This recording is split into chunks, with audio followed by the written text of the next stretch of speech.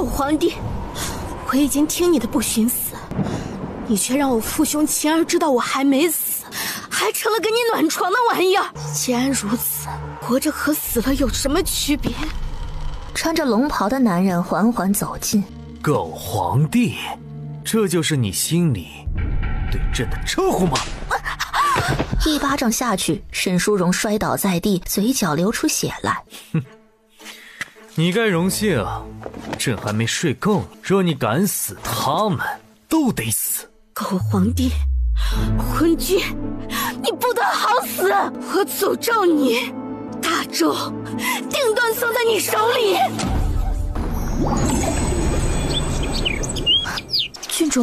郡主，您是不是做噩梦了？沈淑荣感觉到手臂被人晃动，缓缓睁开眼，看清眼前人的那一刻，心底大惊。金小娘，郡主，奴婢金枝啊，您怎么了？她自称奴婢。沈淑荣察觉不对，这才打量屋子。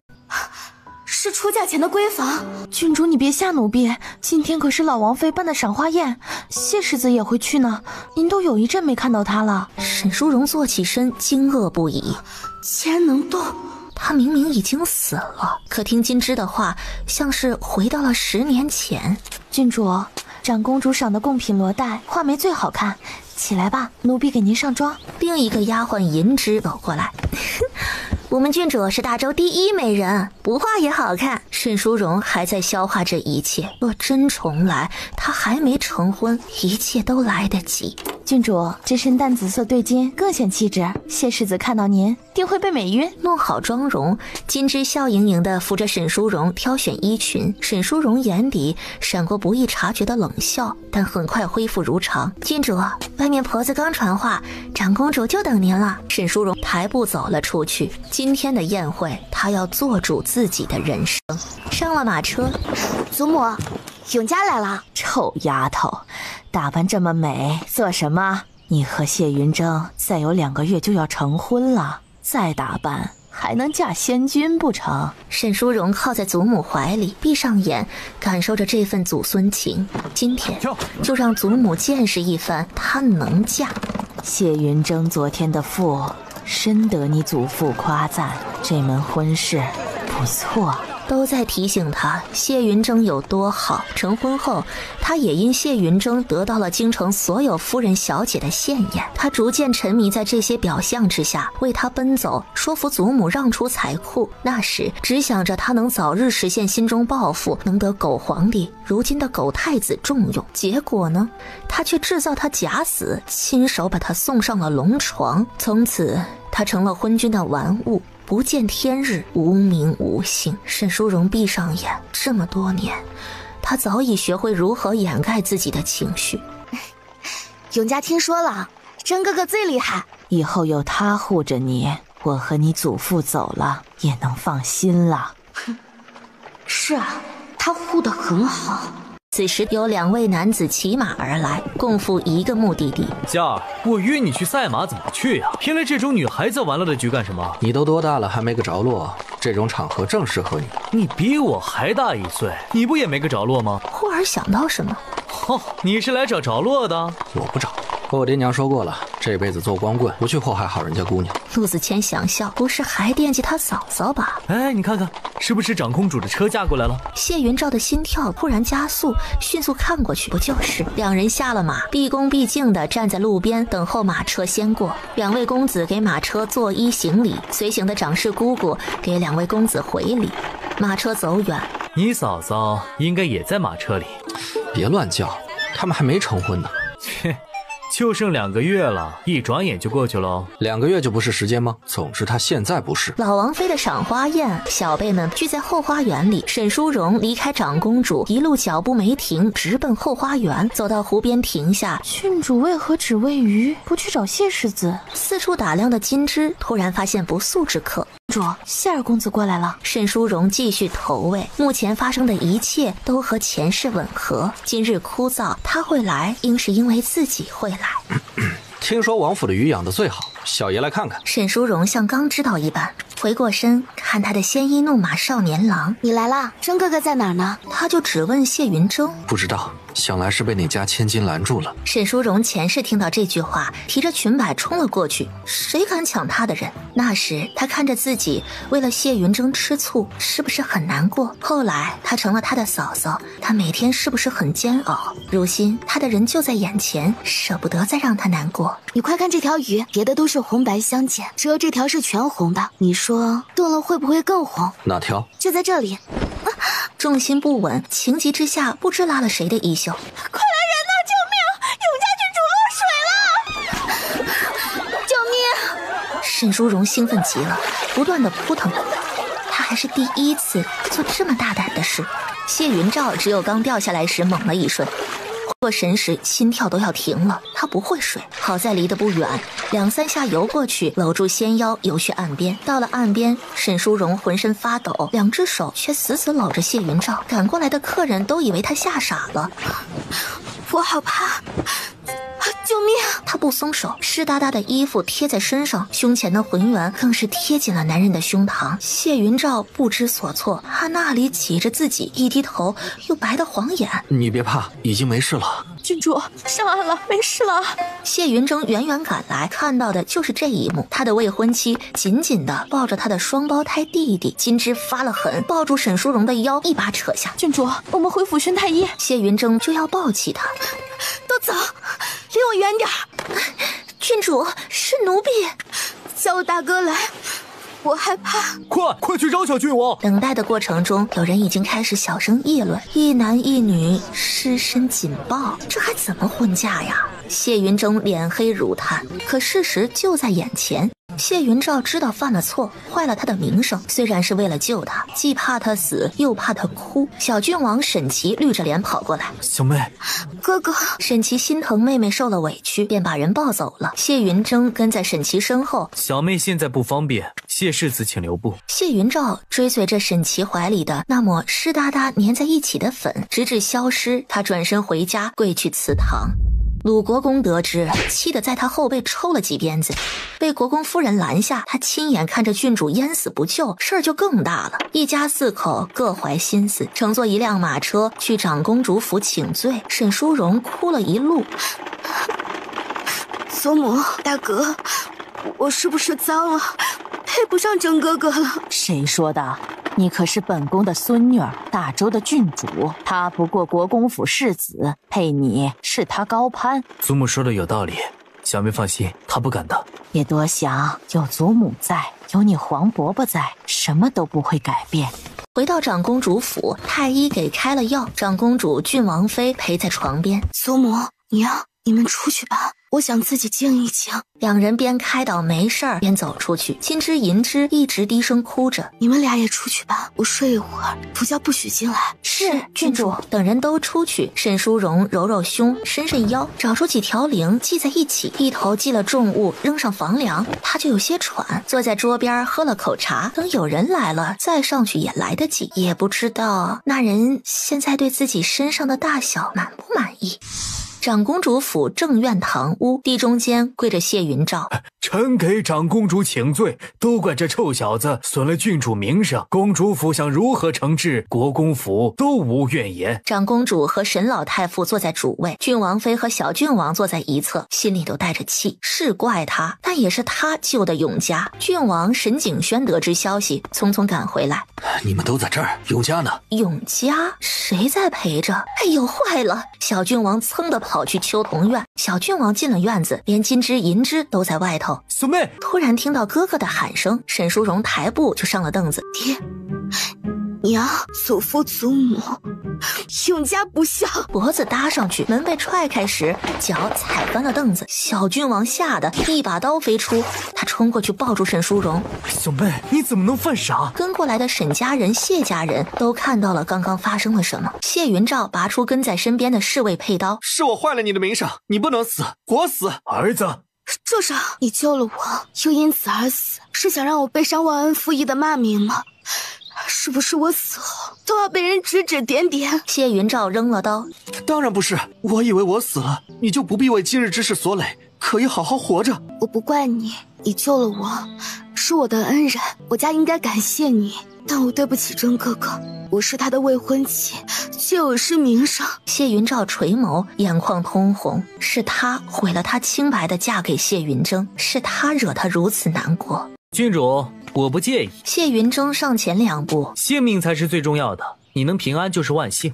不，你那般高洁，如出水清莲，我不能污了你。你走吧。长公主，郡王，云峥想和郡主单独聊聊。长公主点了点头，这场闹剧不能再继续，这个亏总得有人吞下。人很快撤离到院子里。郡主，从小我们两家有婚约，可是云照是大哥，理应受封世子。我为了能娶到你，付出了旁人100倍的努力，只有我当上了世子，才能名正言顺的娶你。如果没有你，我还当这个世子做什么？沈淑荣先是震惊，随即感动不已，内心嗤之以鼻。14岁那年，鲁国公对外说双胞胎儿子出生的顺序搞错了，谢云峥才是大哥，谢云照是次子。其实大家都清楚，大周爵位只能封给嫡长子，鲁国公府是想把世子封给谢云峥，只因那时的谢云照不学无术，顽劣不堪。直到谢云峥被封为世子，沈淑荣才知道她将来要嫁的是世子。她是安心嫁给了谢云峥，但一生的悲惨也都是她造成的。也许她在这个时候对他是有些真心的。峥哥哥，你不用诋毁自己来开导我，我没资格嫁给你，我不要你因为我承受流言蜚语，只有我死了，你才能安好。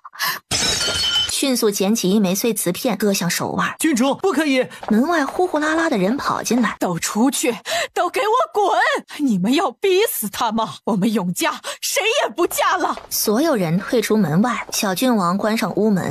再折腾下去，总有看不住的一天。小妹不可能不嫁人，流言就是刀子，怎么说都是和国公府的婚约，兄弟俩，小妹嫁谁不是嫁？说的有理，不若就嫁给谢云照，最起码永家不会再想不开呀。可是世子是谢云峥，这谢云照，咱们永家身份尊贵，也太不值了。命不要了。是。郡王走过去谢家那边，咱们两家的婚约未曾定下云峥，如今永家和云照这般，就定云照好了。鲁国公以为呢？谢云照傻了，什么意思？让他娶沈淑荣？他愿意，非常愿意，但他好像不愿嫁他，他一直喜欢谢云峥。谢云峥面露恼怒，不可以！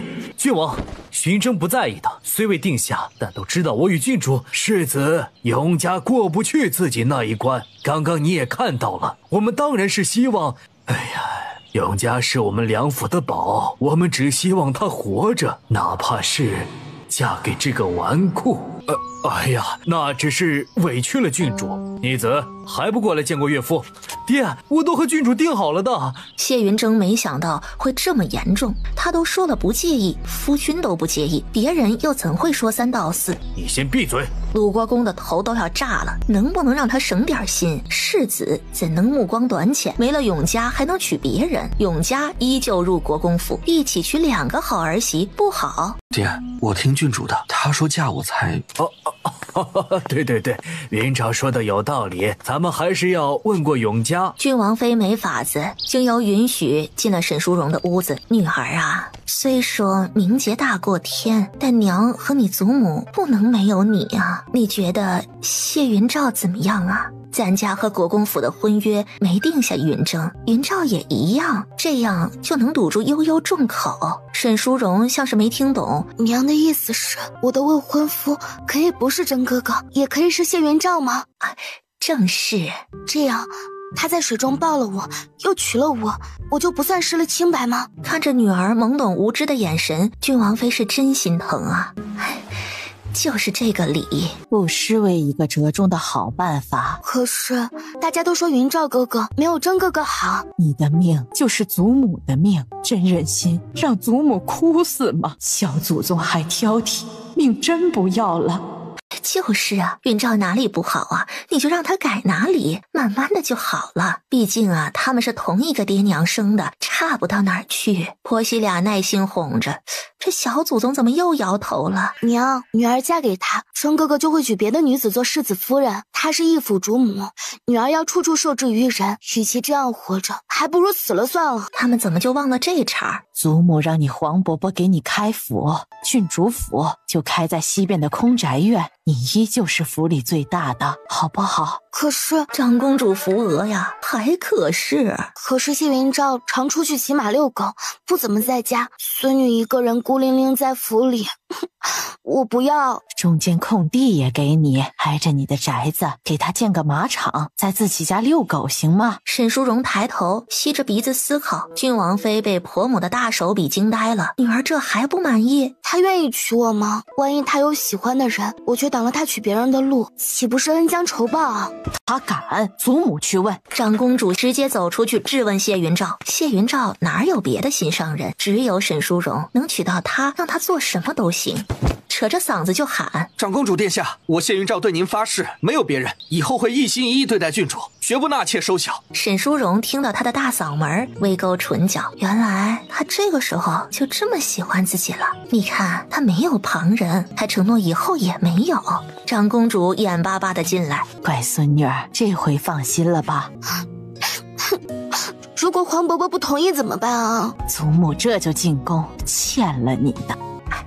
有劳娘了，她这个娇滴滴的女儿啊，可给婆母出了不少难题。长公主要更衣进宫，打发谢家人先回去，两家人都松了一口气。谢云照心里难受极了，她虽然同意嫁给自己，但心里一定恨死了他，恨他搅黄了他的婚事。谢云峥双拳攥紧，心中的怒气怎么也控制不住，他的小姑娘就这样不属于他了。皇帝早就听说永嘉落水之事，此时见长公主过来，急忙走出龙椅迎过来。姑母，永嘉现在如何？长公主还没跪下，陛下，姑母就这一个心尖尖，她在家寻死觅活的，可是要了我的命啊！寻死？长公主与先帝都是正宫所出，先帝当初夺位，一直掌管财库的长公主功不可没，就连现在的皇帝也是长公主力挺正宫而来。这傻孩子，凡事有朕替他做主，他怕什么？人可救下了。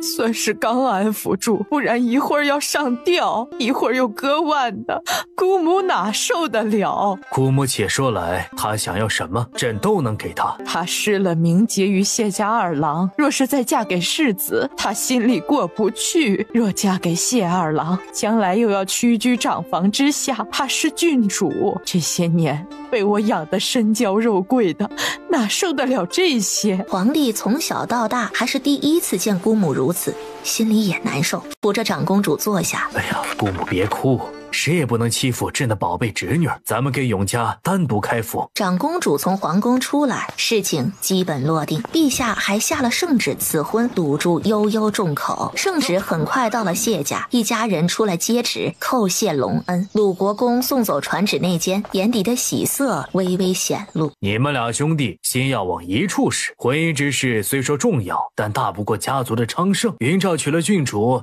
要好好过日子，云峥还可以再选家世相当的，对国公府只有利。谢云照才不管什么对国公府有利，低着头不吭声，他只要沈淑荣好好的。夫人辛苦，要为云峥物色正妻人选。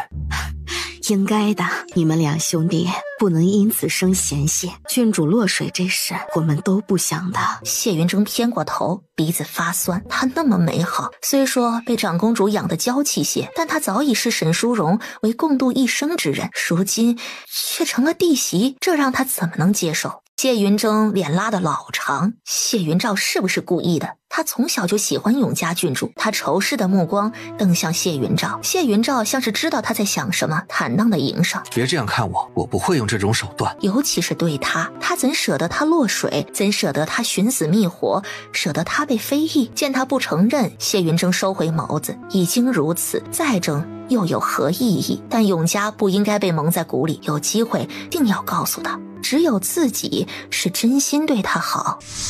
秋桐院此时已经安静下来，沈淑荣有郡王妃陪着，看着她的赐婚圣旨上写着谢云照的名字，沈淑荣这心里才重重松了一口气。一胎所出的兄弟性子却南辕北辙，两兄弟的话题度都很高，一人都是褒，一人都是贬。他想由褒换贬，长公主府和郡王府都不会同意，只有在他的性命面前才能有所退让。他今天受委屈了，不过他会补偿。金枝呢？他哭了，说心疼你，有情人不能终成眷属。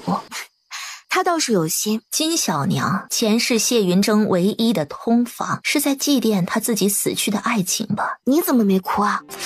都哭了，谁伺候你呀？奴婢只要您好好的，无论您嫁给谁，奴婢都好好护着您。不觉得谢云照配不上我？在奴婢眼中，谁都配不上郡主。谢二公子虽然不成器，但胜在自小与您相识，郡主知道他脾性，他也知道郡主娇贵，不算盲婚哑嫁。奴婢觉得他以后一定大不过郡主，所以一定什么事儿都听您的。这不，圣旨上都写了不纳妾，谢世子可没这般承诺过。郡王妃突然觉得他劝的有点道理，你们照顾好郡主，今天的事就不重罚了，只1个月的月银。多谢郡王妃，让金枝休到明日午时，我这儿没什么事，不必一直伺候。他现在也不愿意见他，只希望他有点出息，让谢云峥的后院热闹起来。是，金枝也太不知轻重了些。郡主刚出事，他就不在身边伺候。郡主，谢世子送的礼都整理好了。是婢女岁寒，同样被假死，被送进宫，一直照顾着她，现在还是2等。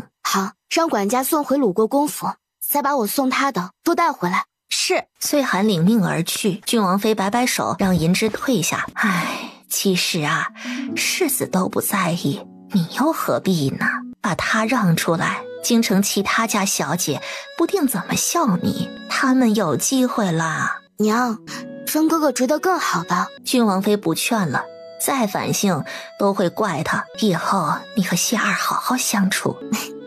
娘，怎么了？多给女儿点嫁妆吧。郡王妃想笑，这丫头不哭就开始惊。娘知道啦，给你多多的。鲁国公府，谢云峥看到他送的礼被全数退回，心里像堵了一块巨石，喘不上气儿。谢世子，麻烦您把郡主送的礼找出来，老奴带走。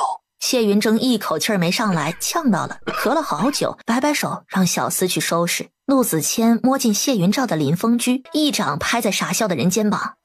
想什么呢？进来人都不知道。你怎么来了？还不是担心你啊，最后怎么解决的？谢云照咬着唇不吭声，他不想高兴，会觉得自己很卑劣，可是他抑制不住心底的喜悦，拿出圣旨给他看。自己看。惊动陛下了。接过来打开一看，你要娶郡主，世子同意了？这是圣旨，谢云峥能奈何？还给你，直接说不就好了？拿出来吓人。我说进门时怎么看到长公主府管家来送东西？送什么东西啊？不知道啊，但听说是送给世子的。青竹去问问。要敬着啊，属下马上去。还说今天不是去找着落的？连你也这样揣度我？怎会？我只是为你高兴，只是什么？大方说。欲言又止，有病。郡主她对你大哥是我欠他的，我会尽我所能补偿他。你这里不介意？介意什么？他的心吗？他肯不寻死，同意嫁给我，就是要我命都可以。陆子谦看不懂，他又不说。青竹很快回来了。阿爷，郡主把之前送过的礼全部还回。谢云照眼眸一亮，送客？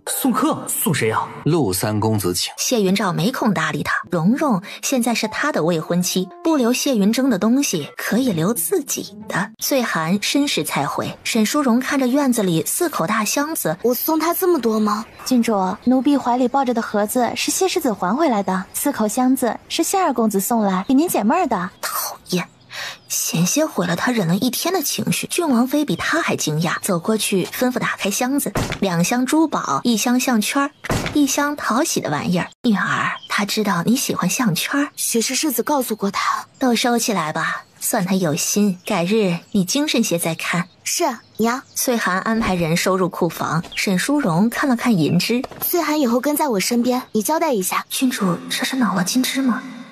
是郡主。沈淑荣累了一天，赶走不放心的郡王妃，睡了一觉。银枝走回丫鬟房，金枝的2只灯笼眼惊到了她。你在干什么？这是哭丧呢，这要是被长公主看到，非打杀了不可。我为郡主难过，世子神仙子一般，郡主一生的幸福呀。银枝听着觉得怪异，他和金枝伺候的同样久，可他为何不这般想？你对世子，你怎会有如此心思？我没有，我都是为了郡主。郡主若执意世子，谁能保世子心无芥蒂？你能吗？世子对郡主是真心的，但日日被小人嚼舌根，他还真心吗？他是世子，有他的骄傲，你确定是为郡主在着想吗？我不想听，岁寒已经升了1等，你自己看着办吧。银枝转身就走。岁寒升了1等，金枝抹抹眼泪，不行，他要陪嫁去鲁国公府，只有跟去才有机会。睡醒后的沈淑荣打发下人都出去，银枝哪儿敢，敞开着房门，站着盯桌前的娇俏美人。沈淑荣也不是一定要关门，只是办完这辈子最大的事儿，终于有时间好好捋一捋接下来要如何守住祖母手里的权势，如何把谢云峥的功绩抢过来。前世他也是利用自己才达到目的的，这辈子自己来，何必再劳烦他？他和他说过的关键位置、得力人选，他如今依旧记得清楚。送他上龙床之前，谢云峥应是有些愧疚的。如今想来，他只是怕他记恨，想让他理解他为国为民的苦心，不得已才牺牲自己的妻子。毛笔点墨，纸上留下一个又一个人名。他不是记仇的人，却会记账，一笔一笔，连本带利都要收回来。晚膳时，郡王妃还在。嫂嫂梁氏月份大了，本该让母亲回去，可她今日没劝。她也是如今才想起梁氏嫁给哥哥的手段，与自己今日对谢云照异曲同工。祖母，您身边办事得力的人，给孙女2个吧。好，明早让王嬷嬷带去你那儿。夜阑人静，沈淑荣让岁寒来守夜。坐下，陪我说说话。前世甲死后4年都是这样过来的，在宫里他陪着他，回到国公府他依旧陪着。郡主想说什么？对于谢云照这个人，你怎么看？岁寒思考，不是无能即无用，这4箱礼不是谁都愿意一股脑送来的。奴婢在谢府为了等这4箱礼，吃到了贵客的点心。沈淑荣浅笑，他就知道他想给他最好的。前世从宫里把他接回去，好东西流水一般，日日都有送。人也是2、3天就过来小坐，他依旧无名无姓，不能示人，只有他知道他还活着。但他每次进来都隔着珠帘坐，不到1刻钟就走，是在顾虑他。他能看出他每次都是心情极好，应是想看到他的。可有一次他追出珠帘，吓得他走得更快，1个月不敢来。1个月后的夜里，被一身酒气的他抱了个满怀。岁寒无言跑出去关门，嘴角挂着笑。我是谁？阿照，是阿照。哎，你喝多了，起来。不，蓉蓉，不要赶我。推他的手缓缓放下。万没想到他30的年纪竟然还是新瓜。可那次后他却不再来，应是觉得没脸。但他知道对面角楼上时常他在看自己。1年后病入膏肓的他艰难醒来，发觉2只手被人握住，丝丝温暖透过皮肤传递到身体。对不起，嫂嫂，我当时真的不知道失去世子之位就会失去你。不叫嫂嫂，叫娘子。如果有来世，不论你是谁，我都会嫁给你，只嫁你。男人温热的眼泪滴在沈淑荣侧脸。娘子，你快好起来，我给你报仇，你还没看到。他知道他在造反，大周已经苟延残喘，他希望他成功，这些腐朽不堪早该被人推翻。他不仅是他的英雄，亦是天下人的英雄。只可惜他看不到他带来的海晏河清。不到1刻钟，他心满意足地躺在他怀里，一生终矣。岁寒拿着手帕擦去沈淑荣眼角的泪。沈淑荣回神，昨天的事儿竟落泪了。郡主，您的看法呢？我只知道在水里怕得要死，是他救了我，后名声有损，他又救了我。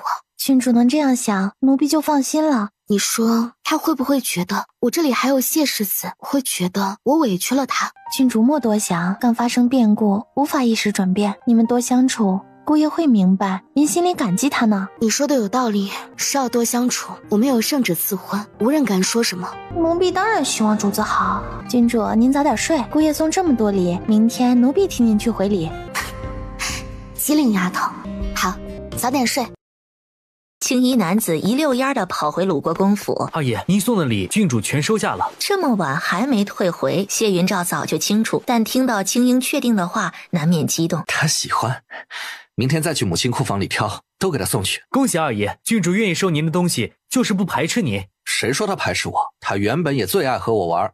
是，属下说错话，掌嘴。明日属下陪您去送礼。国公夫人满面红光的坐在红烛前挑选贵女画册，还不知好儿子要洗劫他的库房。原本打算给云照的人选，他一眼没看，如今给云峥，身份低了。凭国公府门楣，云峥的才学，可挑门更好的亲事，比不上永嘉不要紧，原也无人能及。是啊，身份低也留着，可以给云峥做妾。哎，可怜我照儿。哎，如今都好了。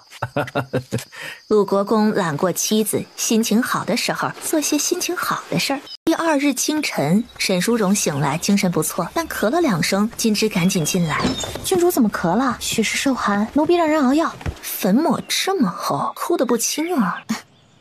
不是让你休到50？奴婢哪用那么久，就是一时心疼郡主，哭2声罢了。多谢郡主体恤。更衣吧，这么快就振作起来，是个能装的，不怪我看走眼。岁寒呢？岁寒进来，郡主净手。沈淑荣找出龙纹玉佩递给他，郡主，奴婢去还礼，马上回来伺候您喝药。你有心了。说话间，王嬷嬷到了，带来4个人，和前世一样，福喜、福顺、花田2位妈妈。都是又精又滑的，只可惜啊，前世不懂利用，只当寻常佣人驱使。奴等见过郡主。沈淑荣照例问了姓名，便放人下去安置。金枝他不会再用，不过还是有利用价值的。希望自己嫁去鲁国公府，他能近水楼台先得月。金枝，过1刻钟叫2位妈妈来见我。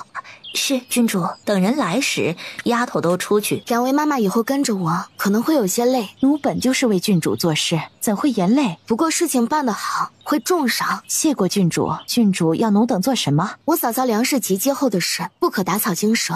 奴懂。还有这张纸里的人，让福喜福顺按查，从出生查起。家世、性格、能力，事无巨细，依旧不能被发觉。奴记住了。沈淑荣忽然想起谢云峥院里的一个小丫鬟，她前世和她姐姐死得很惨，如果她提前把她和她姐姐救下，想来她会感恩。花妈妈，有件事一定要隐秘办。什么事，郡主？记住，她叫紫珊，奴定不让人察觉。2人走时，眼底的惊愕没有逃过沈淑荣的眼睛。他确定出了秋桐院，2人定兵分2路，一人回去传郡主令，一人去祖母院子。3天后的宫宴，狗太子会提到财库的事儿，他就是一只恶臭的狗，只会惦记别人手里的骨头。安排完眼下的事儿，沈淑荣又去铜镜前看自己年轻饱满的脸庞，看自己满身满头的珠翠。没一件是你送的，你会失落吧？谁让你藏着心思让我猜，这次轮到我藏。岁寒盯着盒子里的龙纹玉佩，是什么万年难得一遇吗？刚到鲁国公府就被迎进临风居。你说这是郡主亲自挑选送给我的？谢云照哪敢信呢？自从4年前定下世子，他成了他小叔子般的存在，连接近都成了难事，更别提互赠礼物，想都不敢想。如今竟能收到回礼，且是他亲选，姑爷稀罕得很。他可从未在世子眼中看到过如此光芒。正是，二公子您收好，奴婢还要回去侍奉。郡主早起有些咳，许是昨日落水染了寒气。什么？太医不是看得及时，怎会受寒呢？奴婢不清楚，吃过药的。他娇贵得很，得用好药。你快回去照顾郡主。谢云照收好盒子，跑去正院。娘，开库房，郡主还是受了寒，儿子要去送补药。人未到，升仙至。国公夫人尴尬地看看谢云峥，后者宿醉的模样，此刻目光一片深沉。你先坐着。他慌忙迎出去，怕2个儿子打起来，慌慌张张的像什么样子？卢婆子，跟他去开库房。刚跑到门口的谢云照又跟着卢婆子跑去库房。国公夫人皱着眉，缓缓走进来。云峥，想开些，娘给你挑好人家。不用了，娘，谁都比不上他。别这样说，娘知道他好，但别人也不差。云照他也委屈，这些年他都远离官场，全家都以你为主，你们是亲兄弟，应该希望对方好，不是吗？谢云峥冷笑，他希望谢云照好？算了吧，他就不应该活着，这样他的一切都没有人来抢。国公夫人看他这般，心里急切，他受不了两个儿子像仇敌一样。你不为他想，也为郡主想想，她一个女孩子又这么年轻美好，难道真要被人言耽误一生吗？还是你觉得她失了清白就不应该活着，希望她不嫁给云照，直接死了算了？我没有，娘，儿子对她的心意您真的看不到吗？既然不想要他死，就好好收起你的心思，否则大伯兄和弟媳这两个词，无论产生哪种联系，都会轻易要了他的命。谢云峥闭上眼，这两个称呼才一日的功夫，在他心里已经划上了100刀。儿子，如果想永嘉郡主活着，你就要藏好自己的心。擦去眼角的2滴泪，我知道了，娘。国公夫人松了一口气，云峥说的话定会做到。谢云峥走去门外，看着库房门口进进出出的谢云照，妄想用这些打动一国郡主，可笑。郡主即便妥协于圣旨，心底之人也是我，能给你什么好脸色？卑劣不堪。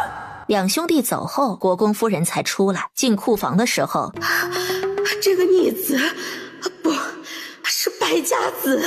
夫人，您打老奴吧，给我锁上，锁死。谢云照觉得拿得急拿得少，下次一定多拿，匆匆赶去长公主府。到了门前不敢动了，以往都是谢云峥来，今天却他会不会不想看到自己？怎么不走了，二爷？我来做什么？您探病啊，郡主落水受寒，您作为未婚夫还是御赐，自然该送补品了。哦，对对，我是来送补品的。他如果生气，自己马上走就好，补品送到，他才能好得快。秋桐院内，沈淑荣侧身躺着的姿势都僵了。你确定他会来？梁府就隔了2条街，郡主问了3次，穗寒都有点不敢保证了。郡主，奴婢去看看。刚走2步，巧玉进来，郡主，谢二公子求见。我不舒服，让他进来坐吧。巧玉出去传话，谢二公子，郡主身体有恙，请您进去坐。院门口的谢云照手心出了汗，他能进他屋？青竹推他。二爷，属下在这等您。谢云照仗着胆子走进去。站住！端着药碗回来的金枝，都是你毁了郡主定好的婚事，还敢来？谢云照被叫停，看过去是他的大丫头，什么意思？他让进，丫头不让？沈淑荣也听到金枝的喊声，轻蹙眉头，后又舒展。碰碰也好。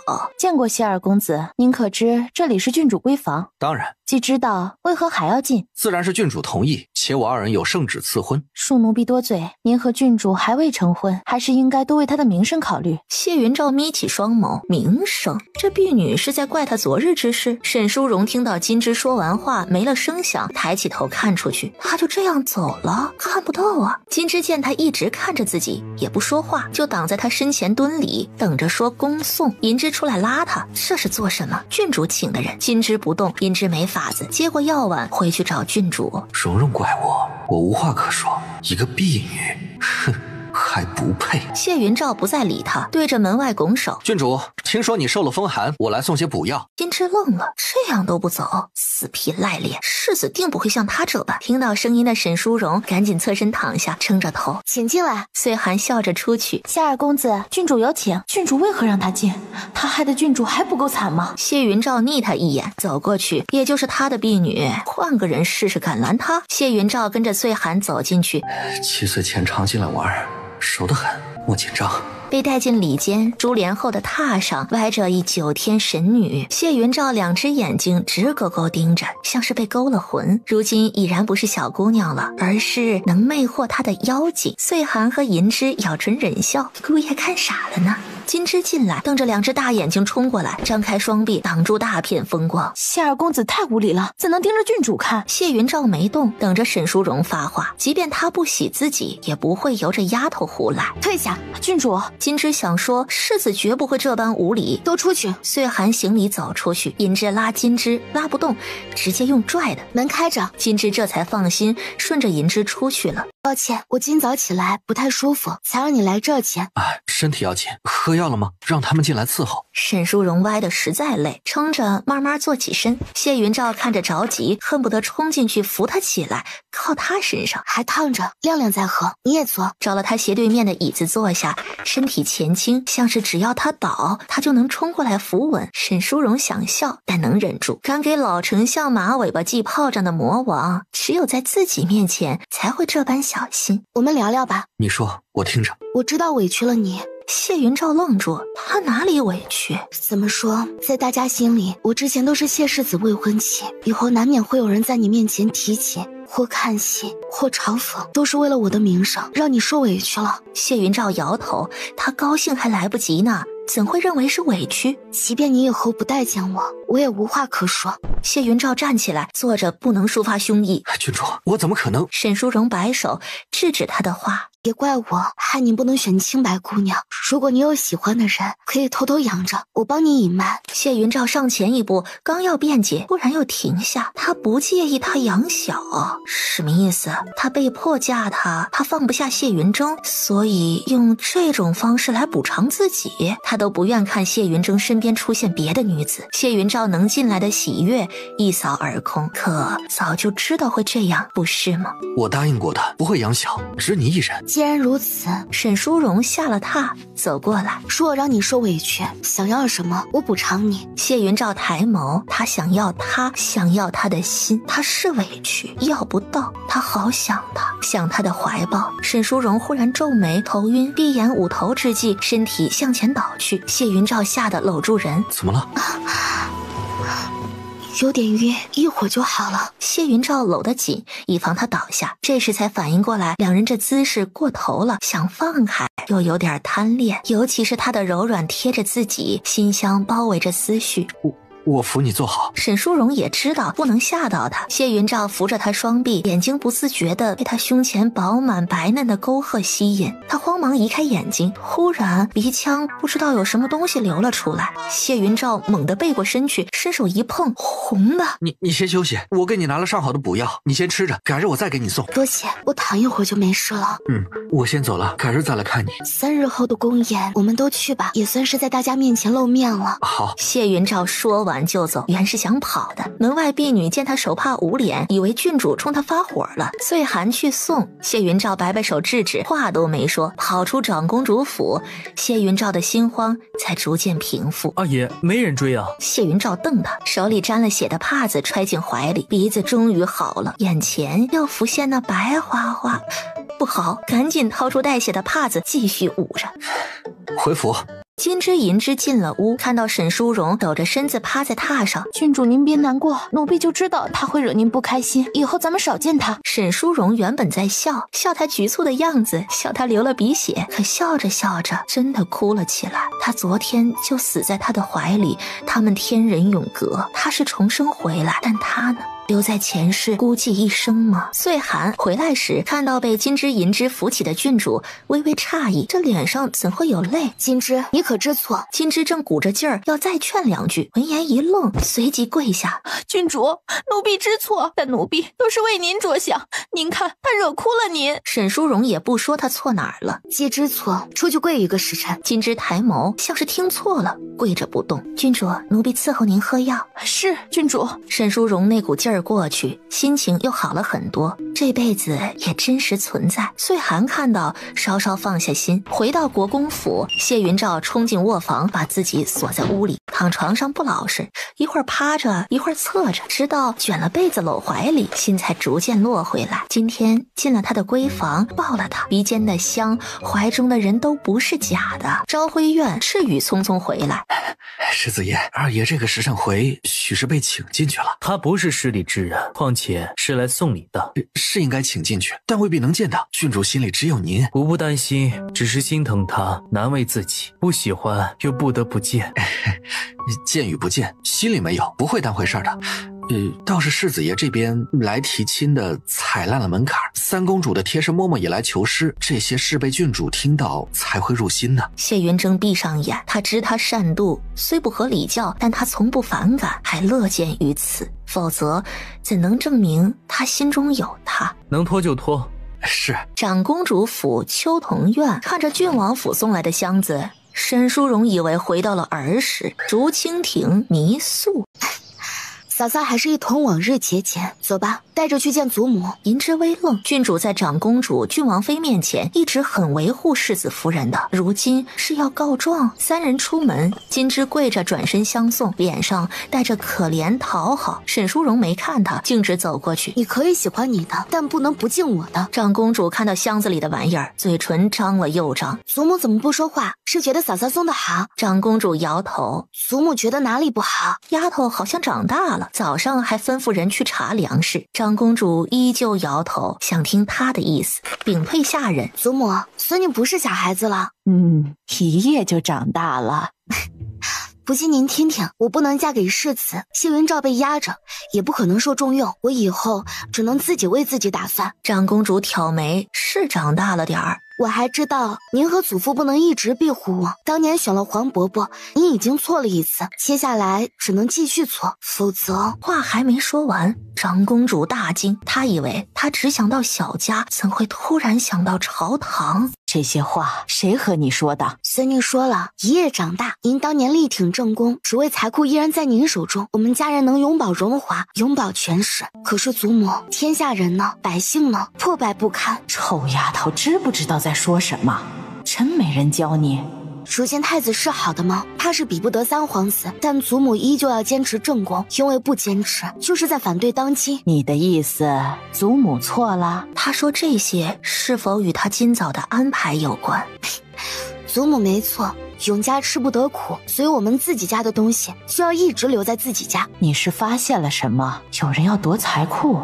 太子远不如装出来的这般温顺好拿捏。孙女敢赌，他上位第一件事便是拿回财库。黄伯伯当政，财库如今的财力已经远不如先帝在时，祖母又是这个年岁，未必能争得过他。你的意思是让你爹接管财库，还是你大哥？小祖宗摇头。长公主纳闷，自己家手中除了他父兄有资格，还有谁？祖母，您叫永嘉吧。封存财库账物的库房开了，沈老太傅得知，匆匆赶来。尘封的账出了问题吗？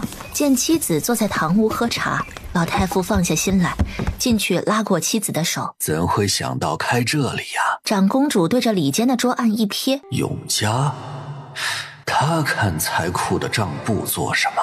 长公主拉着人走出屋子。静轩、琪儿都像你，永嘉像我。怎么说呀？拜我为师了，要接管财库。老太傅震惊，眸子睁到最大，她是真没想到孙女竟有这种想法。当今的状元郎，如今的丞相，才是她心仪之人。只可惜她手中有权柄，不能下嫁，丞相又满身抱负，不肯入赘皇家，这才轮到他。这辈子跟我委屈你了。老头子说什么呢？我没说你们爷儿仨不好，只是有了继承人，心里高兴。老太傅点头，他知道。长公主皱眉，真明白？不见得。如果有下辈子，我还要嫁给你，给你生儿育女，陪你含饴弄孙。老太傅没想到啊，他不后悔是吗？好。长公主嗔他，多大的人了，动不动就要哄。财库近年盈利颇微，他接又能改变什么呀？你孙女儿说有办法。哈哈，那就让他试试，折腾不出错来。我也是这样想，她将来做不成国公夫人，谢二又不上进，没准儿真让她折腾好了。夫妻俩携手回去，留下账房陪沈淑荣折腾。金枝贵满赶紧来伺候。巧玉拿了乔小姐、叶小姐的帖子进来，银枝收起来。郡主说了，这几日忙，不理外事，不接拜帖。金枝路上听到一些言论，正急着告诉郡主呢。我的事，郡主定会感兴趣。绕过银枝走进去，郡主，奴婢来了。到时辰了。到了。金枝脸颊微红，瞥了一眼旁边伺候的岁寒，就你也敢看我笑话？郡主，奴婢听说今早鲁国公府很多人登门，都是家里有适龄小姐的。沈淑荣眼睛都没抬，既然你这么感兴趣，那是吗？这2天你不用伺候了。奴婢哪能不在您身边？奴婢不放心，有别的事交代你，看看都有哪些人家。金枝暗笑自己想多，还以为失了郡主的心，原来是要交给自己更重要的事儿。他就知道郡主最在意世子。是，奴婢定会办妥。沈淑荣摆摆手，金枝趾高气昂地走出去。看吧，只有他最懂郡主。鲁国公府晚膳，国公夫人看着儿子一直吃冰酥酪，有这么热吗？小心肚子不舒服。谢云照抬眸轻含一口，他觉得自己火气太旺，在他面前流鼻血太丢人。就吃2碗，娘，库房怎么不让我开了？国公夫人瞪他，还好意思问？不让开，明天给我支2000两银子。郡主现在有些头晕，儿子再买些补药送去。国公夫人没时间考虑银子，视线投向谢云峥。果不其然，这个儿子脸又黑了。闭嘴吧，过后再说。我可是有1半家产的，您不能不给我。娘给他支不够，我再给你2000两。我司库里的补品你也拿去。死小子，非当云峥面提这事，云峥也是花银子的事也争。我替郡主谢谢大哥。反正都是自己送的，有人愿意当冤大头，给他机会。谢云峥本想刺激刺激他，结果没想到他接受这么良好，罢了，算他送给永嘉，希望他早点好。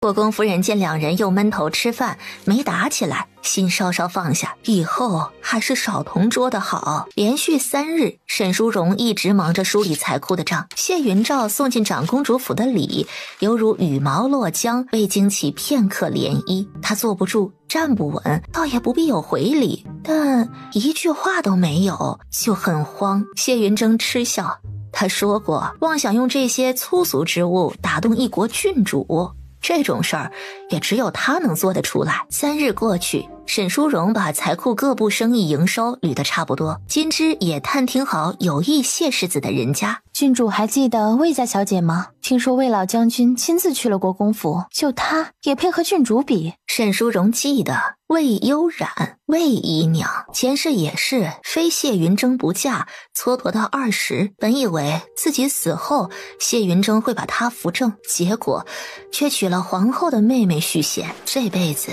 没有自己，看看魏氏能不能得个正妻。银枝看着金枝气愤的样子，借由子把人叫出去，岁寒留下伺候。你要说什么？你清醒点，郡主要嫁的是2公子，即日的补品珠宝你看不到吗？郡主若总是放不下世子，被2公子知道，苦的只有郡主。他敢，他也配。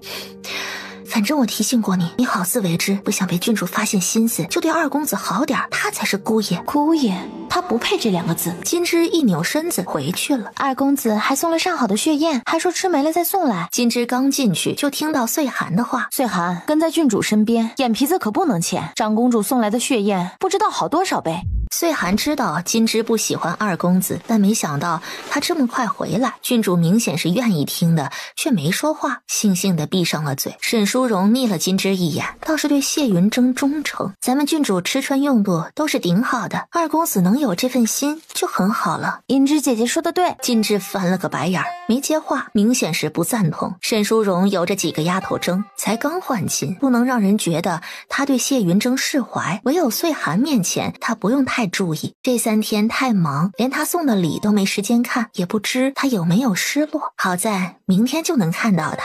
大早上起来，长陵便装扮了谢云照。谢云峥看到他一阵风一般出府，这么早去接他吗？哼，穿成这样，妄想以色待人，真是愚昧。郡主岂是肤浅之人？谢2公子，您这么早啊？我来接郡主。宫宴在下午，好像的确有点早。哦，您先进来坐，奴去报。谢云照进去等在前院，岁寒匆匆跑回秋桐院，看到金枝出来，急什么？如此不稳重，怎能伺候好郡主？郡主怎么了？为何眨眼？不会是他来了。岁寒点头，抿着唇笑，告诉祖父祖母，我在自己院里吃。是，那奴婢去请姑爷来。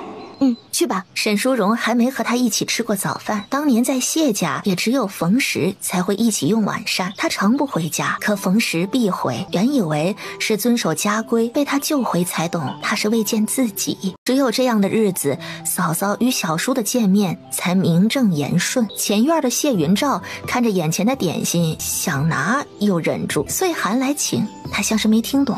郡主请他共用早膳，金枝回来被巧玉拦在门外，谢二公子要来，郡主让你避开。金枝不可置信，失魂落魄回了丫鬟房。郡主为何又让他进？不过他好像做错事儿了，他表现得极其不喜谢云照，陪嫁的丫鬟里恐怕不会有他。金枝突然心里很慌，错了，不论郡主嫁不嫁世子，他的目的都是世子，还是要进国公府的，何必这般对谢云照？岁寒敲门，得到回应，带着谢云照进去。风神俊朗的少年郎，不打扮都让人神往。沈淑荣险些看呆了，这么早还没用膳吧？坐。谢云照不能说用了，也不敢说不饿，否则没有进来的理由。乖乖坐下，丢人也是丢自己家，他们将来不分彼此。你的身体好些了吗？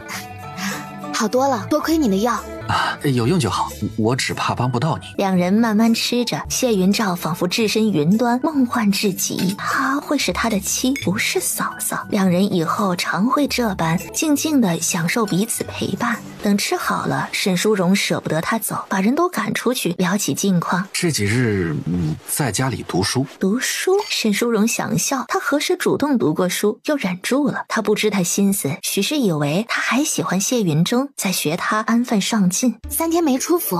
出了，去了2次药材铺，2次首饰铺。沈淑荣心里感动，他到底能为他做到何种地步？前世不惜闯进皇宫救出自己，不惜造反，现在又为他枯坐3天。你有想做的事吗？如果没有，我让祖母给你弄个官当，和我一起管财库，你觉得如何？他知他不是表面这般无为，否则不会2年就杀进皇宫救出他，而且他也能借机日日见到他。谢云照不知道怎么回答的，傻傻的被沈淑荣带去长公主的院子，脑子里都是那句和他一起。长公主看着小两口，忽略谢云照所作所为，两人还是很般配的。封了9品理事，管理财库的官职。沈淑荣又带他去后花园喂鱼，婢女远远跟着不打扰。到了池塘边，谢云照拉着他往后，别再掉下去。云照哥哥，你是不是好久没来这里了？蓉蓉，你叫我什么呀？又委屈了。云照哥哥，你小时候烤了我养的鱼，我哭了2天。蓉蓉也拔光了元帅的毛，报复回来了。谢云照耳尖绯红，他的手柔软滑嫩，让人有种想放进嘴里的冲动。云照哥哥别生气，我以后再也不拔你的毛了。谢云照猛然转身捂他嘴，小姑娘知不知道在说什么啊？怎么了？哪句话不妥吗？谢云照脖子都红了，不知该怎么说。没什么，我不养了，也不烤你的鱼，我们扯平。云照哥哥，我们小时候很熟的，以后也可以。他的意思是像小时候一样把我当哥哥吗？好，哥哥就哥哥，总比什么感情都没有强。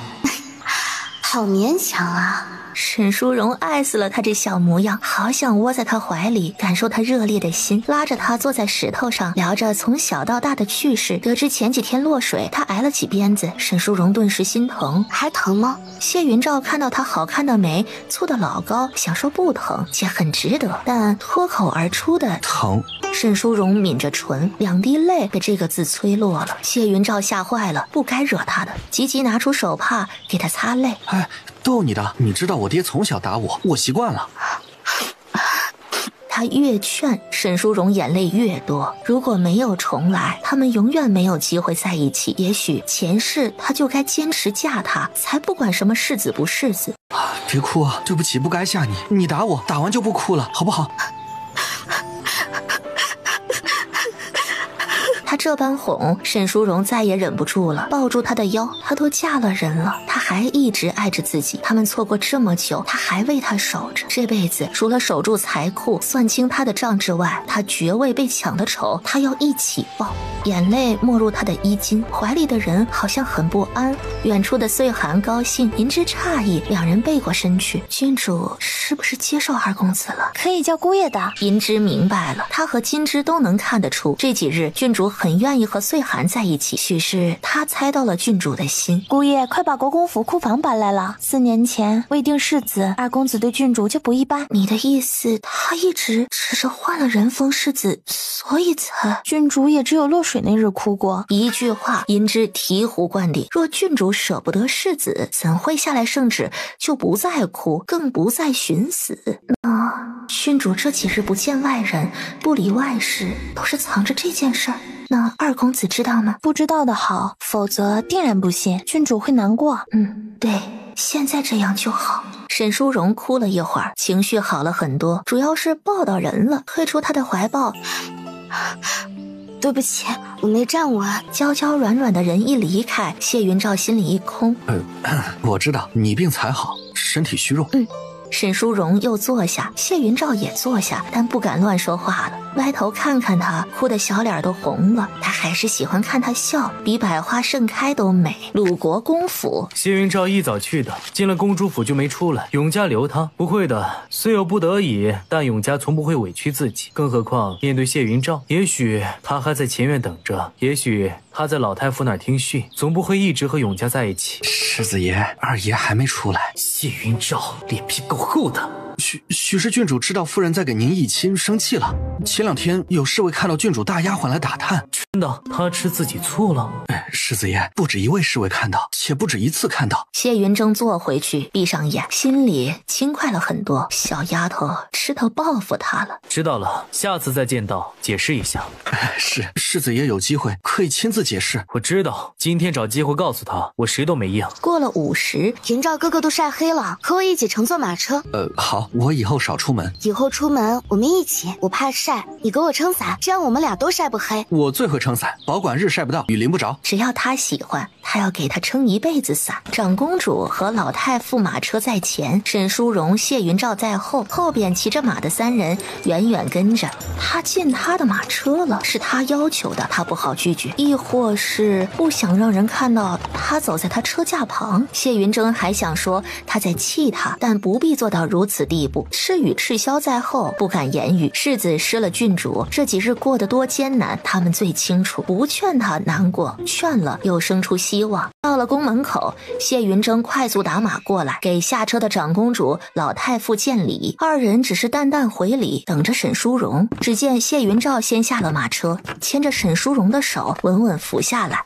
蓉蓉，这样就晒不到了。长公主夫妇欣慰地笑，这小子是个会疼媳妇儿的。谢云峥浑身发冷，牙齿打颤，手攥成了拳。才几日，他竟敢牵他手，最主要的，他不恼他。世子还要等国公夫人，我们先走了。长公主夫妇跟着带路的内官走进宫门，谢云照陪着沈淑荣一起。是要等母亲。长公主、老太傅慢走。头低低的，遮住眼底翻滚的情绪，怎会听不出长公主是故意留下他，他们要避嫌。沈淑荣对这个皇宫没有一丝好感，离开祖母，带着谢云照去了御花园。过去和他们玩吗？不了，在廊下坐一会儿吧，我累了。假山后宽阔，3公主4公主正带着小姐们放风筝，聚在一起有说有笑的。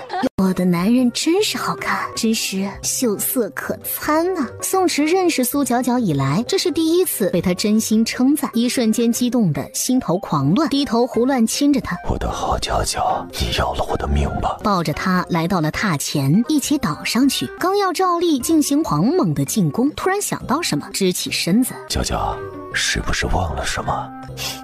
你想被欺负？想。他刚才就是顺口瞎扯的。那行，那待会儿你不准后悔啊！绝不后悔。本来他是那个欺负人的，不知道怎么回事儿，他怎么突然在下面了？形势逆转，宋池不是这么玩的，要不咱换个玩法？苏皎皎在绝对实力面前溃不成军，他后悔了。要知道宋健健这么会玩，他就不这么罚他了。夜很漫长，几人欢喜几人忧。袁清林看着医书，淡淡问：如何了？1刻钟前，属下将药弹进了王妃的茶盏里，眼瞅着她喝了下去。如果你不娶我，三公主、四公主想嫁你，你会答应吗？谢云照吓得跳起来，当然不。国公府没有你的前途，公主府也许有，真不要啊！谢云照猛摇头，他什么意思？试探还是真想让他找别人？沈淑荣高兴了，坐下，不想就好。谢云照深吸一口气，是试探。我只娶你。沈淑荣和2个丫鬟抿着唇乐，看把他吓的。你们有没有发现，长公主府西边的院子这2天在修缮，中间的地也围了起来，是陛下赏给三公主的公主府吗？哪座啊？就是原来的齐王府，京城除了长公主府，最大的就是它了。父皇到底宠我，舍得把这么大的宅子给我。沈淑荣撇撇嘴，他不在，都去捧三公主了。前世享受，现在厌烦。三公主府要1年后才修，且小得多，哪日知道是郡主府，千万别哭。2人静静坐着看风筝。远处男子面目全非，从小的好教养在这一刻消失殆尽。摆摆手，招来一名内侍。我爹找我，他陪蓉蓉呢，怎能走开？你去吧，我就在这儿等你。等我回来，我很快。谢云照刚消失在他眼前，侧面走来一男子。沈淑荣抬眸看假山，好在视线阻隔，否则那群小姑娘怕是会如蝴蝶一般成群飞过来。谢世子，谢云峥眼眶红得要滴血，想来不是刚酝酿的情绪，谢云照是他支走的。谢世子，郡主是接受谢云照了吗？不然呢？若我说这一切都是阴谋呢？阴谋？沈淑荣没懂什么阴谋。那日你落水，他为何就在你身边？为何又救你上岸后不撒手？是他蓄谋已久，是他毁了你的名节，也是他毁了你我在一起的机会。哦，这件事的确是阴谋。谢世子，我只知道他救了我，但你不落水就不需要救，是他害人在救人，射起来的英雄救美啊！有证据吗？谢云峥被噎住，他想说谢云照从小就喜欢他，但不能。他如此卑劣，用此等手段抢自己嫂嫂，你不觉得这样的人不配为人吗？还和他相处，让他坐马车叫名字。暗处的男人脚步顿住，攥紧的手止不住的发着抖。蓉蓉会信他吗？沈淑荣心里一股火窜出，他凭什么这样说谢云照？卑劣的是他，不配为人的也是他，谢云峥。他配不配我不知道，是救我还是害我，我也不清楚。但谢世子单独来见准弟媳，是嫌我死得不够早。弟媳？谢云峥踉跄着退后，他已经接受了这种关系，还有他对他从未如此疾言厉色过。他忍着心痛，我不是，我只是想告诉你，他当着你的面不会说我好。如果没别的事，我先走了。哼，多余在这儿听你废话。谢云峥的心揪了起来，仿佛他走了，2个人就再无关联一般。他生这么大气，连听他说话都不愿，是在意他议亲吗？郡主，我娘的确是在给我议亲，但我谁都没有应，你知道的，我心里只有你。世子，谢云峥的话被打断，他盯着沈淑荣，心想他听进去了吧？世子该应就应吧，以免别人揣测与我有关。我的名声已经经不起任何风吹草动。沈淑荣说罢，提起裙摆走人。真是晦气！谢云峥低着头，眼底晦暗。沈淑荣说什么让他该应就应，他知不知道？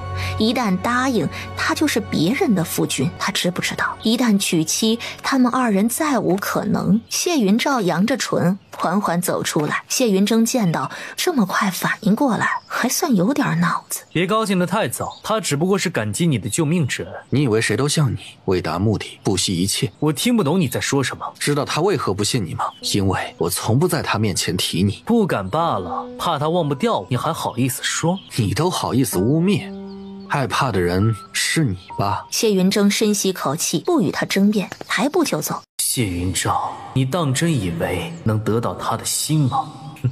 谢云照转身去找沈淑荣，他不否认谢云峥的话，在他面前的确怕提起他，但今日他看到希望，他相信自己，不信谢云峥，不光不信，还恼了他，嘴角便不自觉高高扬起，扬着眉哼着小调找未来媳妇儿去。宫宴快要入场，内侍和宫女们恭敬地站在殿两侧等候差遣。谢云照送沈淑荣坐去长公主身后，再走回鲁国公身后，等成婚，蓉蓉就可以和他坐一起。起，不必如现在般分开。你和郡主去哪儿了？陪他在御花园里歇息，他身体还没恢复好。你以后要好好照顾他，他是郡主养的娇气。孩子知道，所以娘，你以后有什么好东西都给郡主留着。就惦记他那点东西。国公夫人想翻白眼，又想骂他，见谢云峥过来，住了嘴。知道了。两兄弟坐在父母身后，谁也不搭理谁。黄家人进来时，沈淑荣眸中的恨意转瞬即逝。人总是要为自己做过的事付出代价。